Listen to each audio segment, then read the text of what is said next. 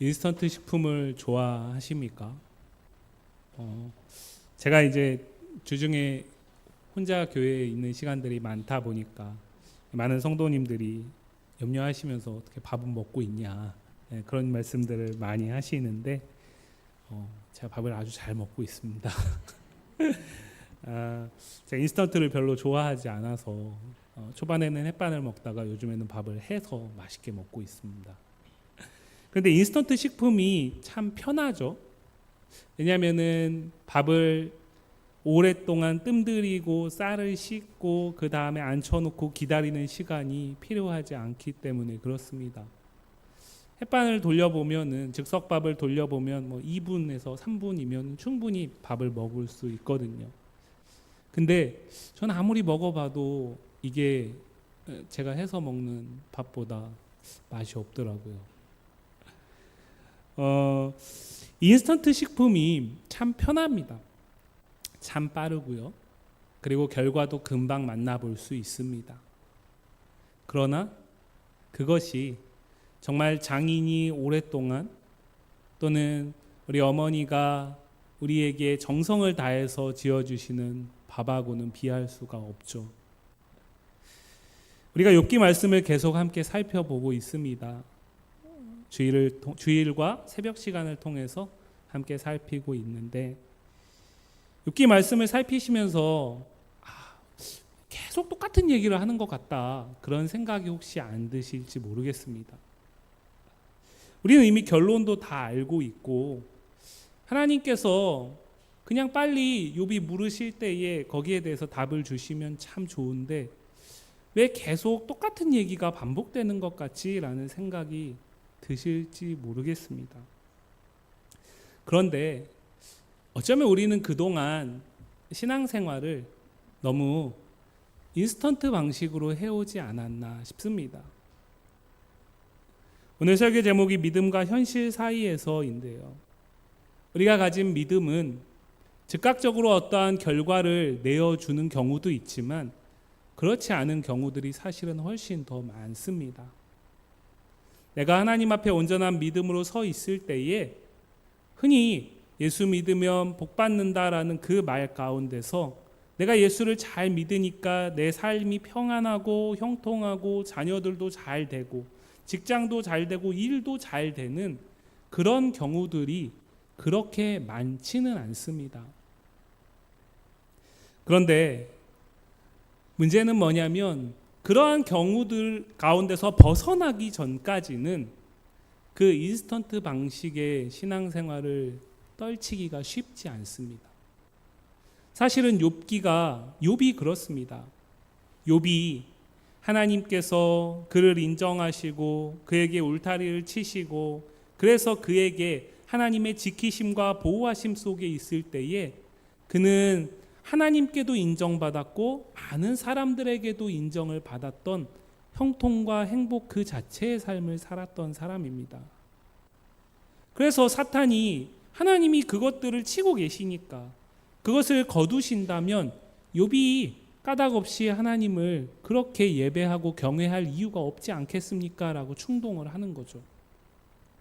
그렇게 하나씩 울타리가 제거되고 그리고 우리가 생각하기에는 계속해서 똑같은 얘기를 하는 것 같은 반복되는 욥기 3장 이후의 친구들과의 대화 속에서 급기야는 욥이 그 이전에는 전혀 생각하지 못했고 경험하지 못했고 그 하나님을 알지도 못했던 모습을 조금씩 알아가기 시작하는 것이 욥기 3장부터 이후의 말씀입니다. 어쩌면 앞에서는 하나님께서 그를 지키셨기에 그의 삶은 풍요롭고 평안했습니다. 그러나 그 이후에 그러면 하나님께서 그를 지키지 아니하신 것이냐? 그렇지는 않죠. 왜냐하면 우리가 알고 있듯이 하나님께서 사탄의 충동에 허용하셨지만 그러나 욥의 생명은 해하지 말라는 제한을 두셨기 때문입니다.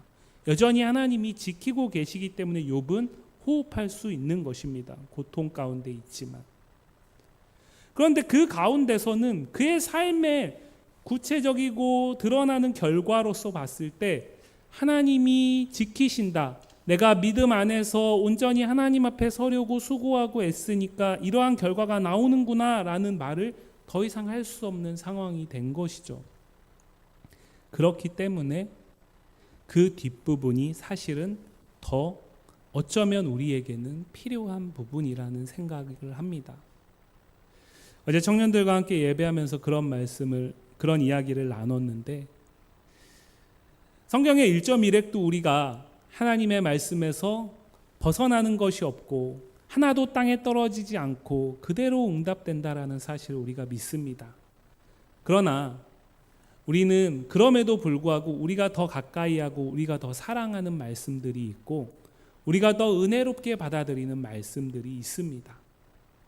우리가 계속해서 살피고 있는 이 욥기의 중반부의 말씀은 우리가 사랑했다라기보다는 우리가 귀찮게 여기고 상대적으로 그냥 건성건성 넘어갔던 말씀에 더 가깝습니다. 저 또한 올해를 겪기 이전에는 그랬던 것 같습니다.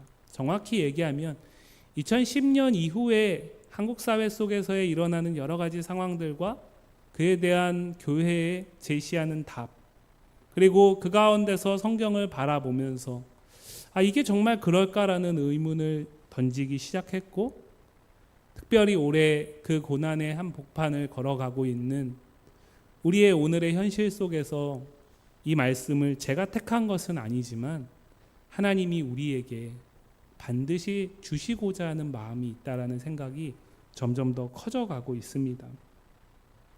왜냐하면 욥은 그렇게 답이 없는 문제를 가지고 하나님께 계속 씨름해 나가는데, 친구들은 그러한 욥을 도무지 이해하지 못하고 계속 둘은 평행선을 달리고 있기 때문에 그렇습니다. 친구들은 3명입니다. 3명이 번갈아 가면서 각자의 이야기를 하는 것 같지만 사실은 똑같은 이야기를 하죠. 이 고난의 복판에 서 있기 이전에는 욥도 그렇게 생각했고 우리 또한 사실은 그렇게 생각했던 인스턴트 방식의 기계적인 하나님, 네가 하나님 앞에서 범죄하지 않았다면 하나님이 너에게 재앙을 내릴 이유가 없지 않냐, 네가 지금 고난을 당하고 있지 않냐, 그러니까 그것은 분명히 죄일 수밖에 없다라는 그 기계적인 방식 안에서 작동하는 하나님, 그것이 하나님의 전부라고 친구들은 이야기를 하는 것이죠. 그런데 욥은 그걸 받아들일 수가 없는 겁니다. 왜냐하면 그는 성경에서 우리도 알고 있듯이 지금 까닭없이 이 고난을 겪고 있기 때문에 그렇습니다. 어떤 의미에선 억울한 고난을 당하고 있는 것이죠. 우리가 생각하기에는 그렇게 이해하기가 더 쉽죠. 왜냐하면 하나님이 사탄의 충동에 허용하지 않으셨다면 욥은 지금 이런 고난을 겪을 이유가 없기 때문에 그렇습니다. 그런 상황 속에서 한 사이클이 지나고 두 번째 사이클의 마지막, 친구 소발이 이렇게 이야기한 겁니다.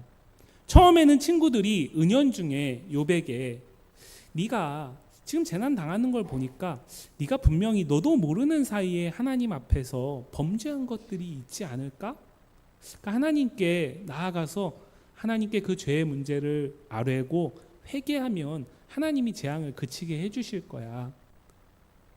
그게 내가 너한테 줄 수 있는 최고의 위로고 최고의 소망이야 라고 친구들이 이야기를 했는데 욥이 받아들이질 않으니까 급기야는 두 번째 사이클에서 친구들은 뭐라고 얘기를 하냐면 이제는 대놓고 네가 악인이다라고 욥에게 얘기하기 시작합니다. 그리고 마지막 친구 소발도 그렇게 이야기를 하는 겁니다. 욥기 20장 29절 말씀을 보시면 이는 악인이 하나님께 받을 분깃이요 하나님이 그에게 정하신 기업이다 라고 얘기합니다. 20장 1절부터 28절까지 이어지는 그의 말, 결국 그건 무엇이냐면 악인의 영광은 영원할 수 없다라는 겁니다. 왜냐하면 하나님은 선하신 분이시기 때문에 악인을 반드시 심판하신다라는 거죠. 그래서 그가 누리는 영광이 영원할 것 같지만 그것은 마치 환상과 같이 잠깐 있다 사라지는 것이다. 그래서 결국에는 최종적으로는 심판과 재앙으로 마무리되는 것, 그게 악인에게 하나님이 약속하신 유일한 기업이다라는 이야기로 마무리를 한 겁니다. 그런데 욥이 이 말을 듣고 가만히 있을 수가 없는 거죠. 그래서 오늘 본문 2절과 3절 말씀에서 욥이 이렇게 말합니다. 너희는 내 말을 자세히 들으라. 이것이 너희의 위로가 될 것이니라. 나를 용납하여 말하게 하라. 내가 말한 후에 너희가 조롱할지니라. 욥이 지금 답답함을 느끼는 거죠. 친구들도 욥에게 답답함을 느끼고 있죠. 그러나 욥 역시 마찬가지로 친구들에게 답답함을 느낍니다. 그래서 욥이 지금 어떻게 받아들입니까? 친구들의 말을 진정한 조언이나 위로가 아닌 자신을 조롱하는 것처럼 받아들이는 거죠.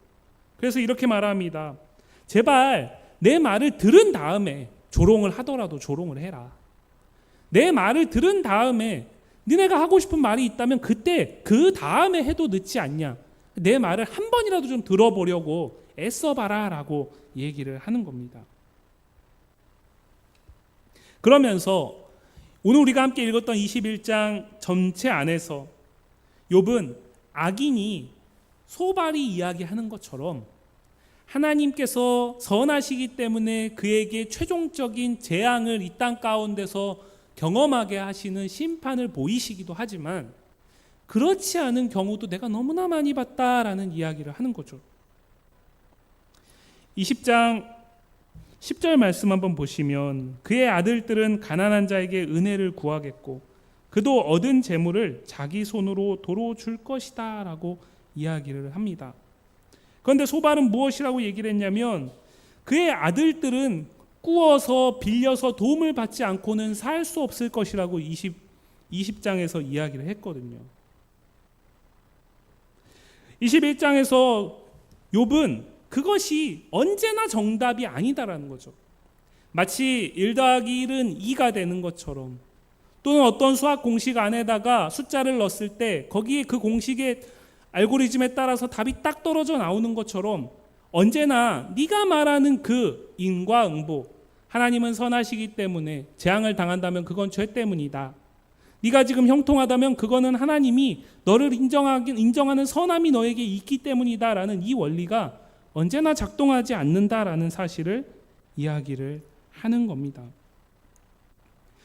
오늘 우리가 함께 읽었던 21장 13절에서 욥은 이렇게 말합니다. 그들의 날은 나를 행복하게 지내다가 잠깐 사이에 수월에 내려간다라고 이야기를 하죠.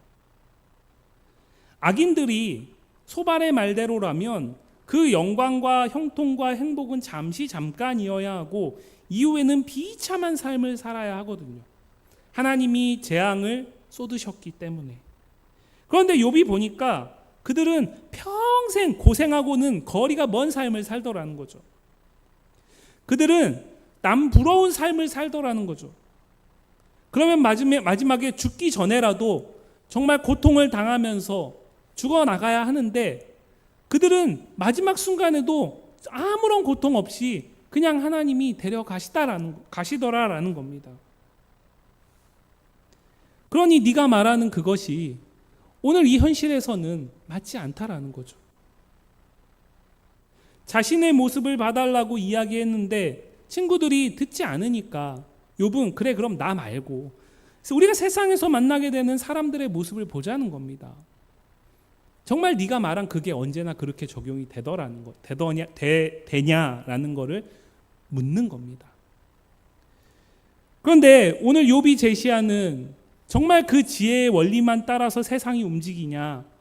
그렇지 않다라는 것을 우리 또한 오늘 세상을 살아가는 우리의 삶에서 너무나 많이 보죠. 특히 한국 사회에서는 우리가 그런 모습들을 더 많이 경험합니다. 가령 예를 들어서 일제 36년 치하 가운데 광복을 위해서 정말 자기의 목숨을 아끼지 않고 자기의 재산을 팔아가지고 희생하고 수고했던 독립군과 그들의 후손들의 삶, 그와는 반대로 그 일제 치하에 부역하면서 자신들의 영화를 누렸던 친일 부역자들과 그들의 후손들의 삶, 만약에 이 소발의 원리, 친구들의 원리대로라면 어떠해야 할까요? 독립군과 그들의 후손들의 삶이 이 사회 속에서 훨씬 더 나아야 하고 사람들에게 인정받는 모습이고 부러워하는 모습이어야 하지 않겠습니까? 그런데 실상은 어떻습니까? 우리가 가끔 언론을 통해서 접하게 되는 그런 모습들을 보면 만약에 그 상황에 다시 떨어진다면 독립운동하기가 두려운 삶을 살고 있잖아요. 지금 한국 영화 한 편이 개봉을 해가지고 센세이션을 일으키고 있습니다. 서울의 봄이라는 영화인데요. 아마 올해 최고의 영화가 될 거라고 평론가들도 이야기를 하고 본 사람들의 댓글을 보면 평가가 참 좋습니다.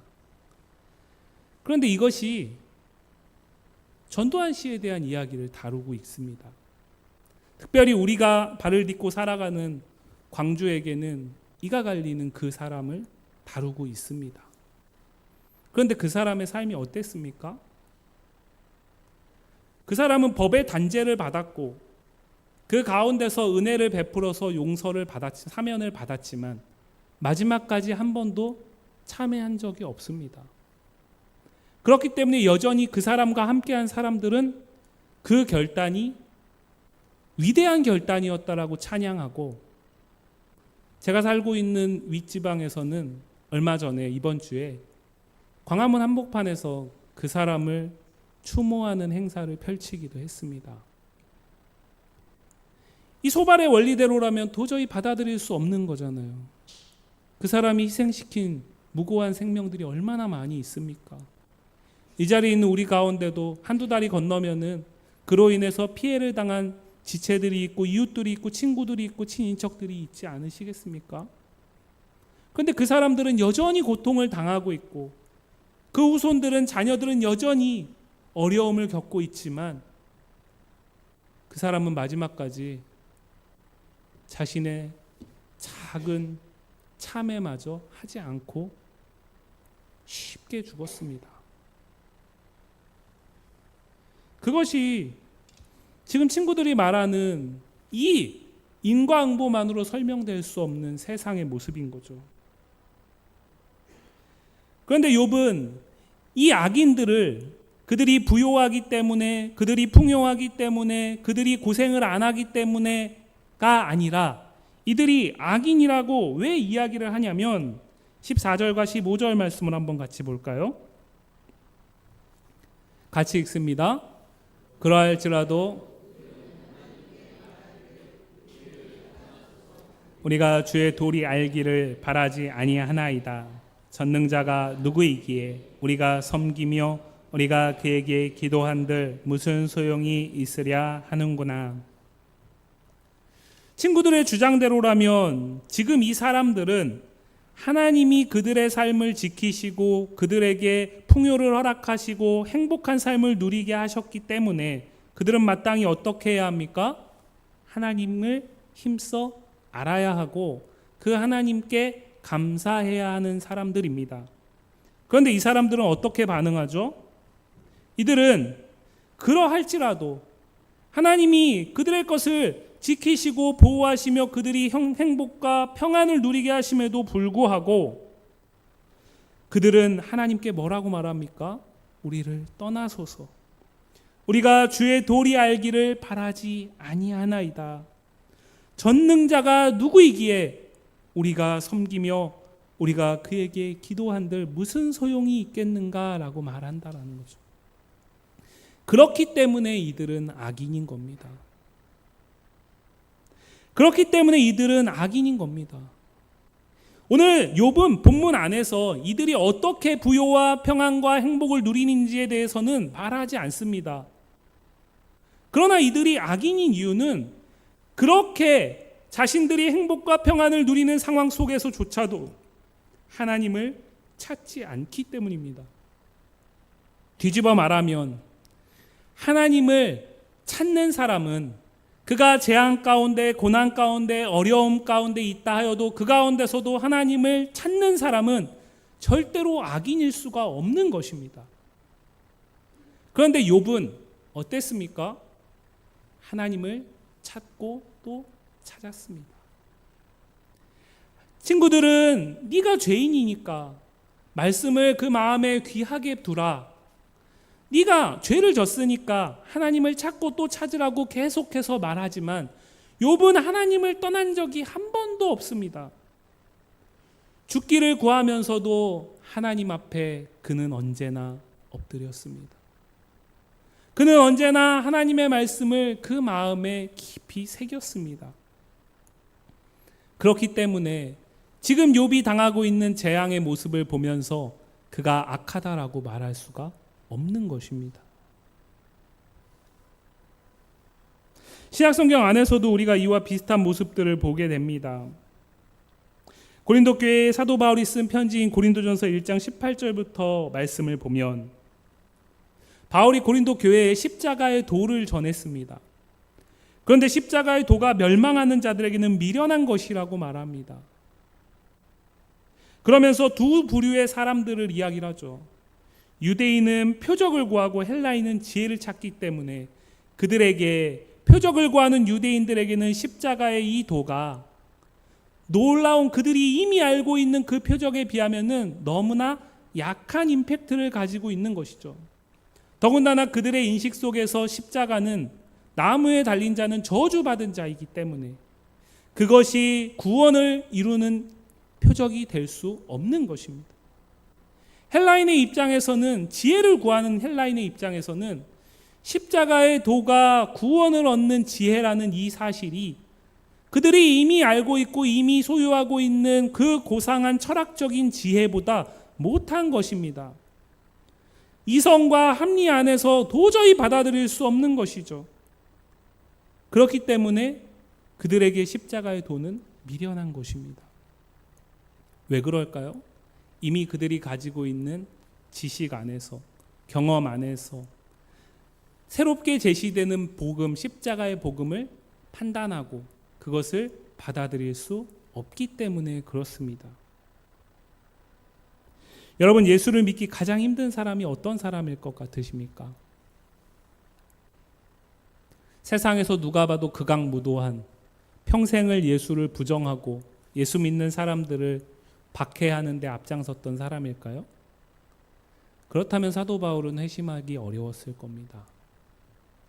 그리고 우리가 삶에서도 보면 다른 불교나 아니면은 어떤 우상을 숭배하는 데 마음을 온전히 쏟았던 사람들이 어느 순간 돌이켜 예수 앞에 나오는 경우들을 훨씬 더 많이 봅니다. 세상을 살다 보면, 복음을 전하다 보면 예수를 믿기 가장 힘든 사람은 어떤 사람이냐면 그 사람의 삶이 아무 문제가 없습니다. 누가 봐도 부러워하는 행복한 삶을 살고 있습니다. 그래서 스스로 만족하는 사람, 그 사람에게 예수는 전능자가 누구이기에 라고 말하는 이 악인들의 모습과 똑같습니다. 왜냐하면 그들은 자기들의 수고와 자기들의 노력과 자기들의 지혜를 가지고 충분히 괜찮은 삶을 살고 있기 때문에 그렇습니다. 오늘 악인들은 그렇기 때문에 전능자가 누구이기에 내가 그를 찾고 그의 도를 알며 그 앞에 나가서 기도할까? 무슨 얘기입니까? 아무런 문제가 나는 지금 없는데, 그분 없이도 나는 충분히 지금 괜찮게 살고 있는데 내가 그분을 찾을 이유가 무엇이 있냐라는 거죠. 나아가서 욥은 지금 이 악인들의 모습이 바로 친구들의 모습과 다르지 않다라고 이야기하는 것입니다. 친구들은 자신들이 이미 알고 있는 하나님에 대한 인식, 그 지혜의 틀 안에서 욥을 판단하고 자신들의 말을 쏟아놓습니다. 무엇입니까?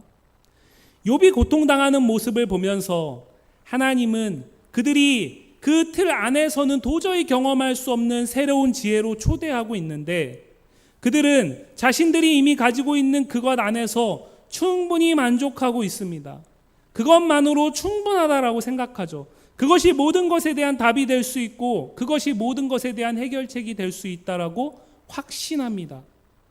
그렇기 때문에 한 발짝도 넘어서지 못하고 있습니다. 결과적으로는 무엇일까요? 하나님은 이 친구들에게 새로운 하나님에 대한 지식을, 새로운 하나님에 대한 지혜를 이 고통의 한복판을 함께 걸어가면서 그 옆에 위로자로 서 있게 하면서 그들에게도 경험하게 하기를 원하고 그들에게도 알게 하기를 원하시는데 이들이 이미 알고 있는 것들 때문에 그 안에서 하나님에 대한 인식이 더 이상 넓어지지 못하는 것입니다. 더 이상 깊어지지 못하는 것이죠. 스스로 하나님을 제한하고 있는 것입니다. 왜 앞에 있는 악인들은 전능자가 누구이게라고 얘기를 할까요? 지금까지 그들의 삶에 전능자가 개입하지 못하셨거든요. 지금까지 그들의 삶에 하나님께서 그들에게 화를 준 적이 없고 그들의 소유를 하나님께서 하루아침에 욥과 같이 빼앗은 적이 없거든요. 그렇기 때문에 지금까지도 하나님이 아무렇지 않게 내 삶에서는 무관하신 분이셨는데 이제 와서 내가 그 하나님을 찾을 이유가 없다라는 거죠. 욥의 세 친구들도 마찬가지입니다. 그들이 가지고 있고 그들이 붙들고 있는 그 지식 안에서 그들은 나름대로 하나님 앞에서 선하게 의롭게 살기 위해서 발버둥치고 애쓰면서 남들보다 나은 삶을 살면서 그 안에서 나름대로 괜찮은 삶을 살아왔거든요. 욥도 사실은 그러했고요. 그런데 재앙을 겪고 나니까 욥의 모습을 보니까 이제는 이것이 소급으로 적용하는 거죠. 네가 예전에 누렸던 그 영광, 그거는 사실은 잠깐이었어. 사실 그때 너는 드러나지 않았지만 그때도 하나님 앞에서 악인이었어. 그러니까 하나님이 더 이상 참지 아니하시고 너에게 지금 재앙을 내리고 있는 거야. 이렇게 결론을 내리는 겁니다. 이 친구들의 모습이 우리의 모습과 흡사하지 않습니까?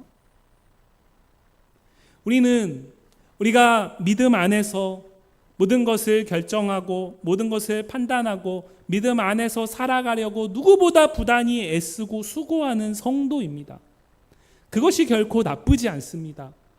그런데요, 그 믿음과 현실 사이에서 일치되지 않는 현상들을 우리는 너무나 많이 보잖아요. 그때 어떻게 반응하십니까?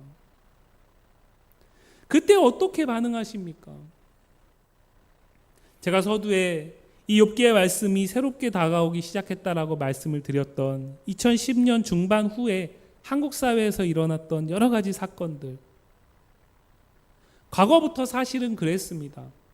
가령 인도네시아에서 쓰나미가 일어나면 한국 교회에서 어떤 얘기가 나왔냐면 하나님께서 그 무슬림의 땅에 심판하셔서 그 땅에 복음이 받아들일 수 있도록 문을 여셨다라고 얘기를 서슴지 않고 했습니다. 그럴 수 있습니다. 하나님이 충분히 그렇게 하실 수도 있습니다. 그런데 문제는 우리는 하나님이 아닙니다. 우리가 알고 있는 그 지혜, 예수 믿는 자에게 하나님은 복을 주시고 그렇지 않은 이교도들은 하나님이 재앙을 내리셔서 심판하시는 분이시다라는 그 지식 안에서 그 재앙을 그대로 바라보는 것입니다. 그러면 어떤 말밖에 못할까요? 심판한다라는 얘기밖에 할 수가 없죠. 그런데 그 사실 아십니까? 인도네시아가 우리나라보다 훨씬 더 복음을 빨리 받아들였습니다. 그런데 문제는 무엇이냐면 그때에 총칼과 제국주의 세력과 함께 복음이 들어갔습니다.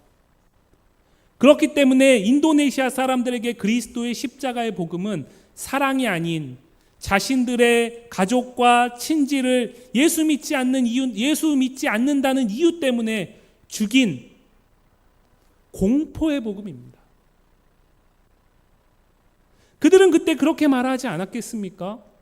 하나님께서 우리를 통해서 복음의 문을 여신다. 그래서 나아가서 힘을 가지고 그 땅에 복음을 전하고 교회를 세웠을지 모르지만 그러나 결과적으로 지금 어떻습니까? 그 땅은 이제는 무슬림이 전 세계에서 가장 많이 모이는 나라가 되었습니다.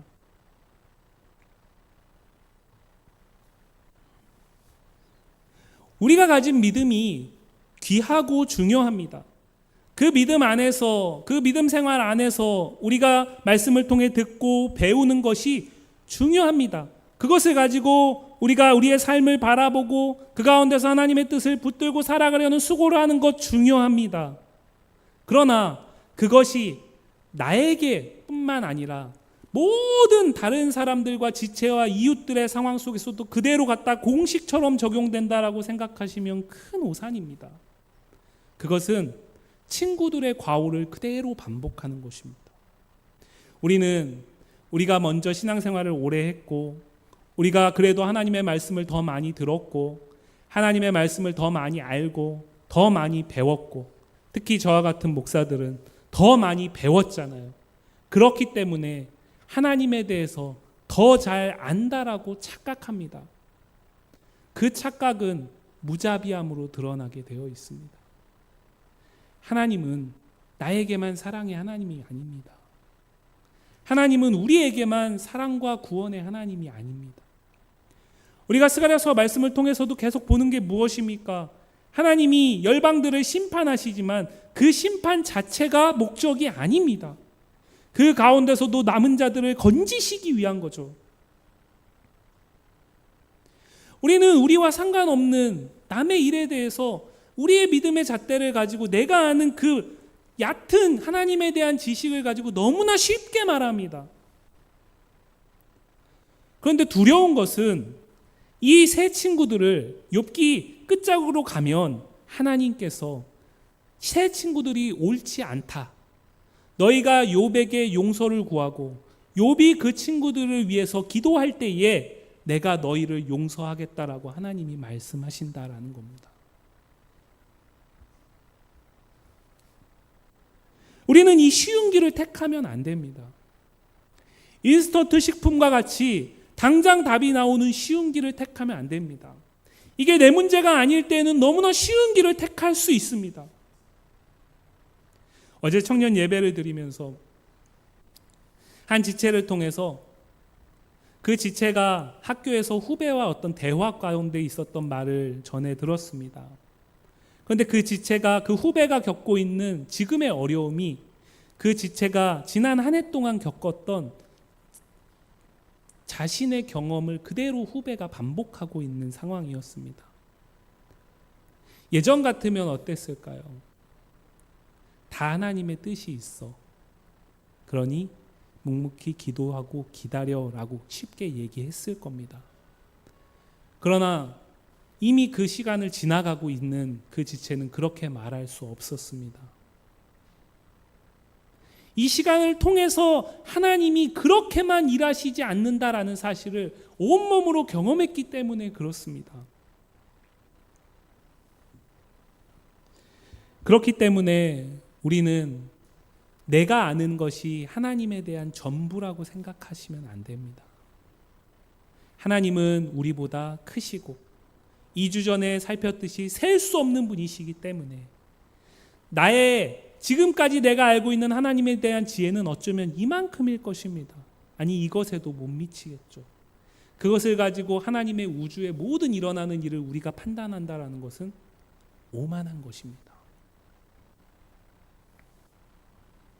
반면 욥은 어떻습니까? 욥은 당사자입니다. 당사자이기 때문에 죄 때문이라고 말하는 이 쉬운 인스턴트 방식에 굴복할 수 없습니다. 욥은 친구들이 조롱할지라도 친구들이 비방할지라도 하나님의 손 위에 이 문제 또한 달려있다라는 사실을 의심하지 않습니다.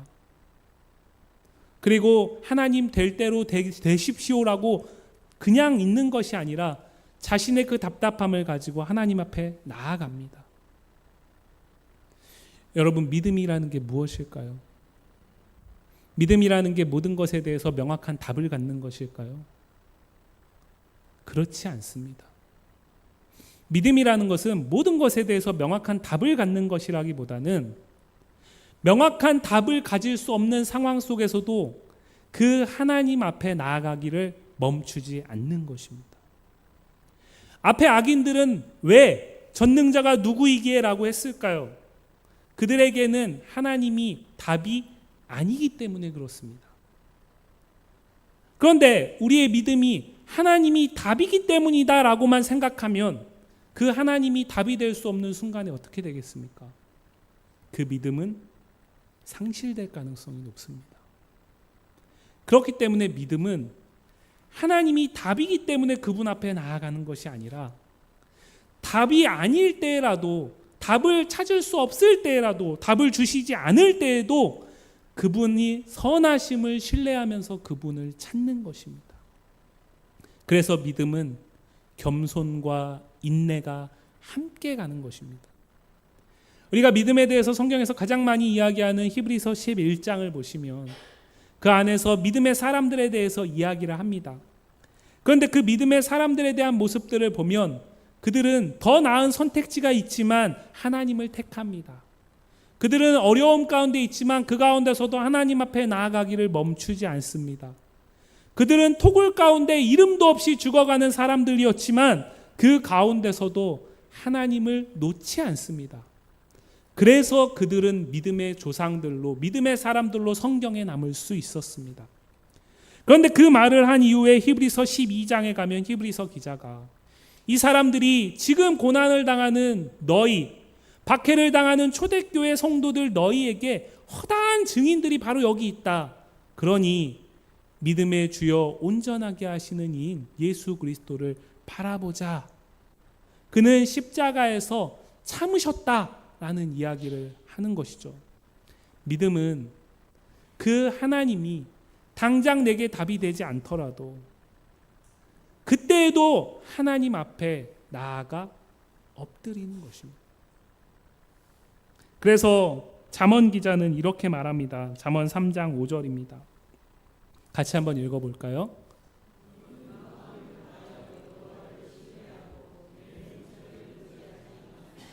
예, 잠언은 시입니다. 마음을 다하여 여호와를 신뢰한다라는 걸 우리가 여러 가지로 설명할 수 있습니다.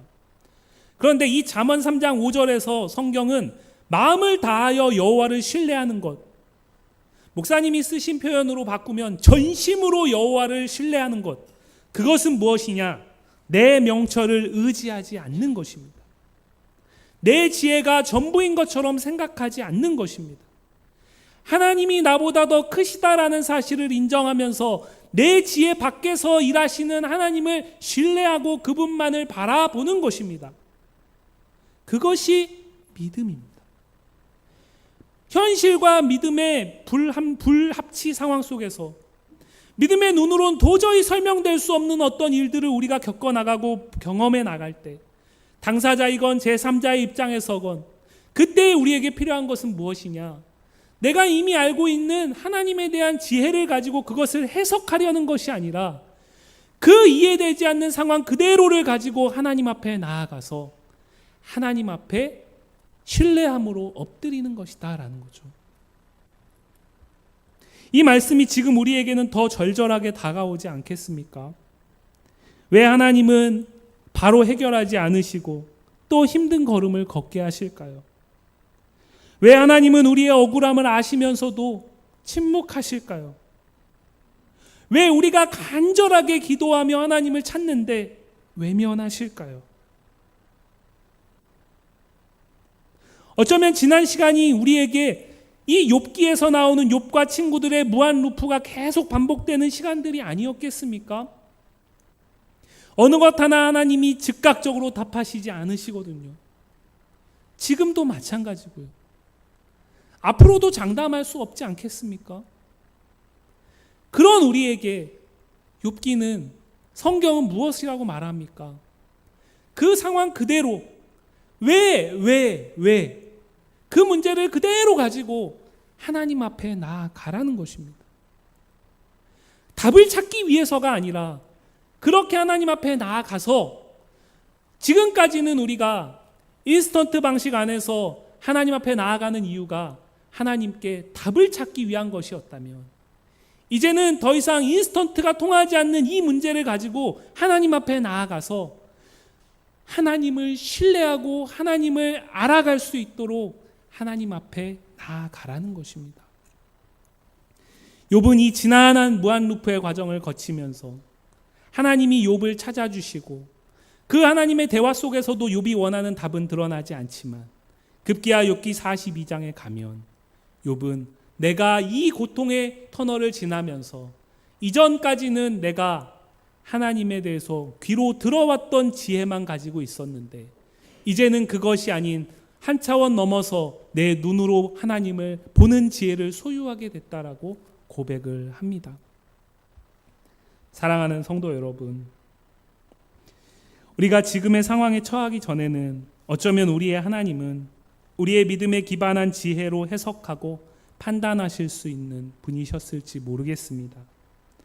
그러나 지금의 이 상황 속에서 그 하나님만으로는 더 이상 해석할 수 없는 그런 우리가 미처 우리가 알지 못하는, 이전에는 경험하지 못했던 또 다른 지혜의 하나님을 만나고 계신 줄 믿습니다. 하나님의 때를, 하나님의 방법을, 하나님의 해결을 우리가 알 수 없기에 우리는 믿음과 현실 사이에서 흔들리기도 합니다. 그럼에도 이 시간들을 겪으며 우리는 더욱 여호와 하나님, 그의 전능하신 손을 의지하고 신뢰함으로 단단해져 가는 줄 믿습니다. 우리는 누구도 전능자가 누구이기에 우리가 이렇게 기도하고 우리가 이렇게 하나님의 뜻 안에서 서가려고 발버둥치고 애쓰는데 아무것도 하지 않으시기 때문에 이제는 이 전능자가 누구이기에 라고 말하는 것이 아니라, 그럼에도 불구하고 전능자이신 여호와 하나님은 나보다 크시고 나의 지혜보다 높으신 분이시기 때문에 그 하나님 외에는 신뢰하고 의지할 리가 없다라는 사실을 더욱 고백하고 계신 줄 믿습니다. 여러분, 사랑하는 성도 여러분, 지금까지의 우리의 신앙생활은 어떤 의미에서 답을 찾기 위해 하나님 앞에 나아가는 시간이었다면, 이제 이후에 우리의 시간들은 답이 아닌 하나님 자체를 더 알기 위해, 그래서 그 하나님을 더 신뢰하고 붙들기 위해 하나님을 찾는 시간이 되기를 원합니다. 참고 견디며 하나님의 앞에 나아가 묻고 또 묻는 일을 멈추지 않으므로 오직 여호와 하나님만을 신뢰하고 의지하며 그렇게 하나님 알기를 수고하는 것을 기뻐하는 성도와 교회이기를 간절히 소망합니다. 기도하겠습니다.